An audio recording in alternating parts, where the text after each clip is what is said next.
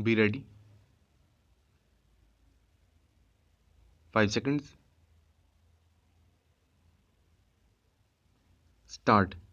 Honorable Speaker, this was the first time after the formation of the state that a party got an opportunity for a second consecutive term. This mandate was given because of our work culture. We have transformed both culture of politics and the work culture of government. We will be dedicated to the service, good governance, and welfare of the poor.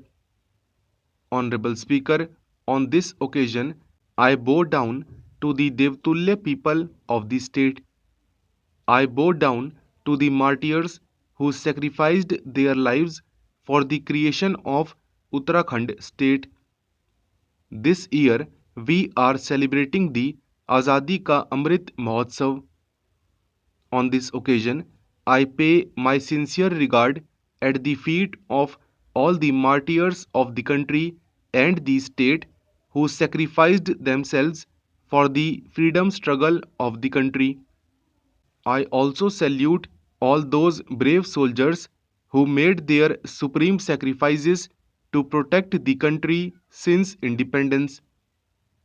I bow down to all those virtuous souls who laid every brick of progress in the reconstruction of independent India and brought the country at this level in 75 years.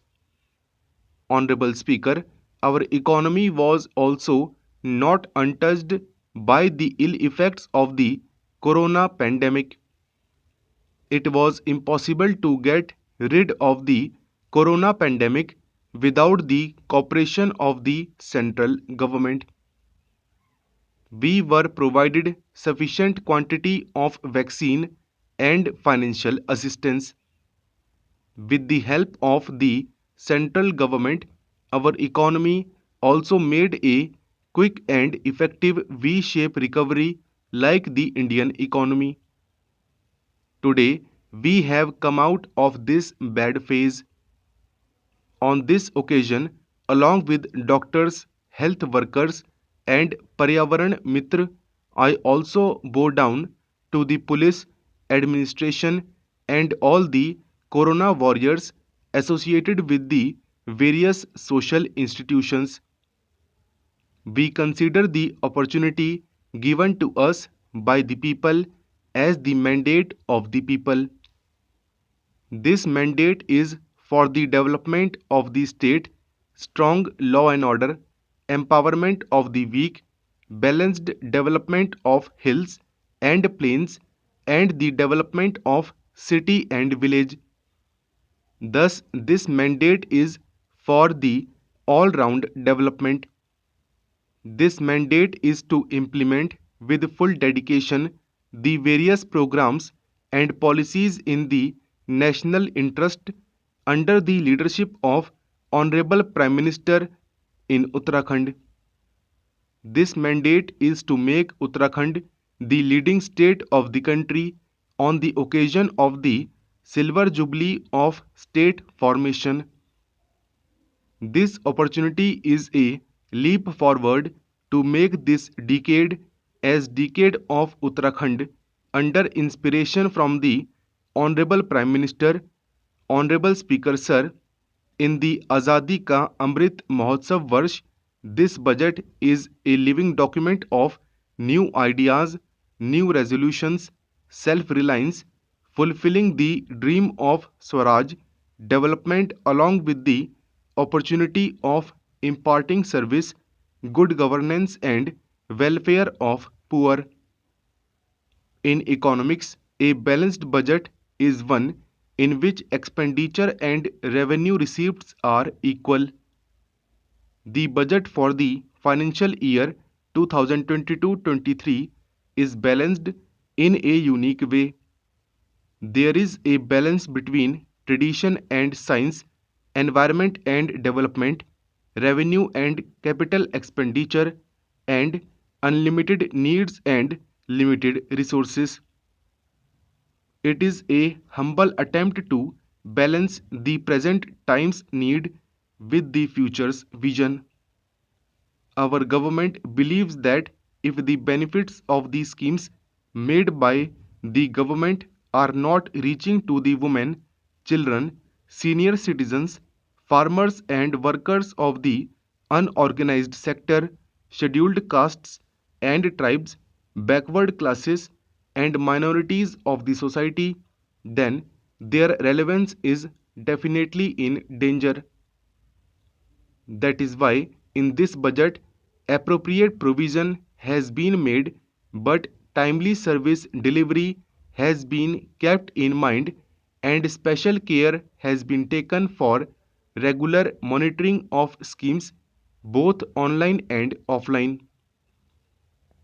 Honorable Speaker, budget is a powerful medium to touch new dimensions of development in the state, connect with the people, fulfill the public aspirations, mobilize necessary resources, and improve the state's fortunes through new policies.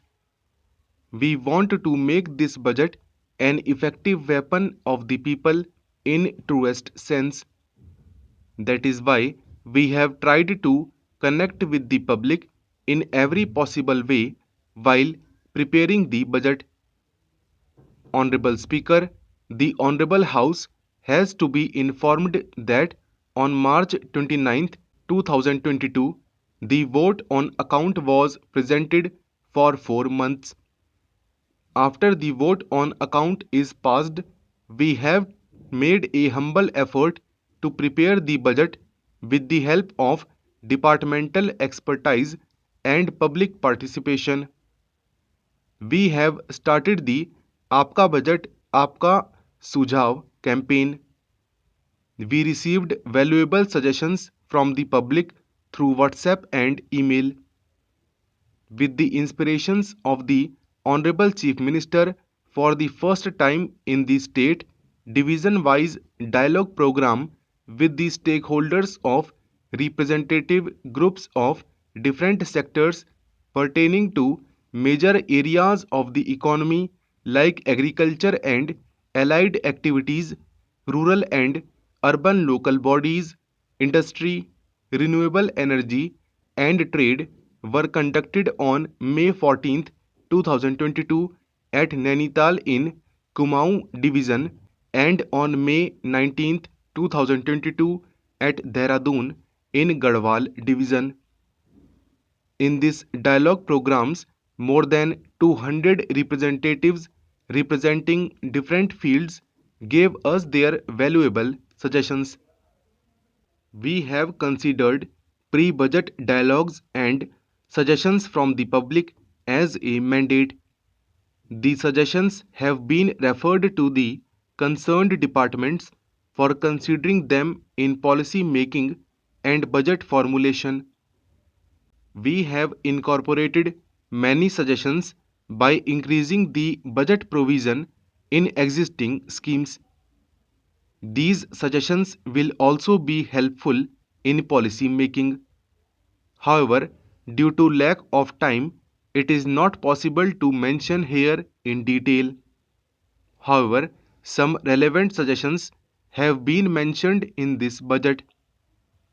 This step is an unprecedented initiative to connect the person standing in the last row of the state with the policy making related to the state's economy.